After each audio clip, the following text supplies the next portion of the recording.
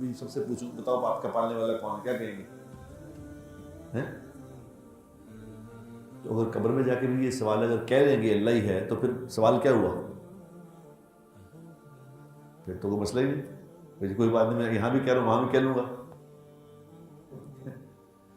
سارے انبیاء کرام کا اس بات پہ اتفاق ہے کہ سب سے مشکل سوال یہ ہے۔ کیوں مشکل ہے؟ یہاں تو کہہ رہے ہیں پالنے والا اللہ، پھر مشکل کیوں ہے؟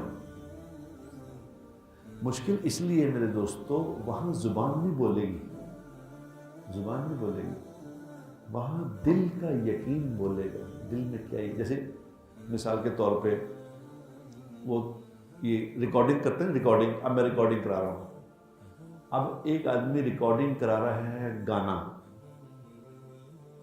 تو گانا ہی ریکارڈ ہوگا نا۔ اب جب ریکارڈ ہو گیا گانا، جب اس کو دوبارہ آن کریں گے تو کیا چلے گی؟ تلاوت چلے گی؟ کیا خیال ہے؟ گانا چلے گا۔ اس طرح جو یقین دل میں بنا ہوا ہوگا نا، بنا ہوا ہوگا، وہ بولے گا دل کہ پتا تیرا پالنے والا کون تھا، تو یہ دل کہے گا جو یقین بنایا ہوا ہوگا۔ مثال کے طور پہ، مثال سے بات سمجھ آتی، ورنہ بات سمجھ آتی نہیں۔ دل کا یقین کیسے بنے گا کہ پالنے والا اللہ ہے؟ بتاؤ۔ دل کا یقین ایسے بنے گا کہ جس کو یقین ہے میرا پالنے والا اللہ ہے، وہ حرام نہیں کما سکتا۔ ایک تھانے دار پولیس والے کو میں نے کہا جی آپ کے بچے کہاں پڑھتے ہیں؟ وہ ایس ایچ او ٹائپ آدمی تھا، وہ 3 پھول لگائے ہوئے تو کیا ہوتا ہے۔ اس نے مجھے کہا کہ جی میرے بچے ایچ ایس این میں پڑھتے ہیں، ایچ ایس این میں۔ تو میں نے اسے کہا یار ایچ ایس این میں تو بڑا خرچہ ہوتا ہے، تمہاری تنخواہ اتنی ہے؟ نہیں جی تنخواہ تو اتنی نہیں گی، مگر اللہ کا فضل ہے، اللہ کا فضل ہے۔ میں کہ تمہیں یہ پتہ ہے کہ اس بات کا کیا نتیجہ نکلے گا؟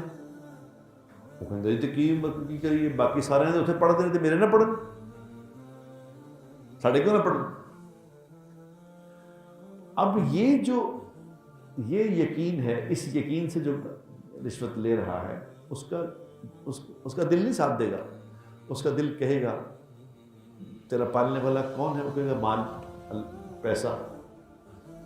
جو سچ بول کے کاروبار کرتا ہے، جو حلال کماتا ہے، جتنا ملتا ہے اس میں گزارا کرتا ہے، اس کا دل کہے گا کہ میرا پالنے والا اللہ ہے۔ ایسے نہیں کہہ دینا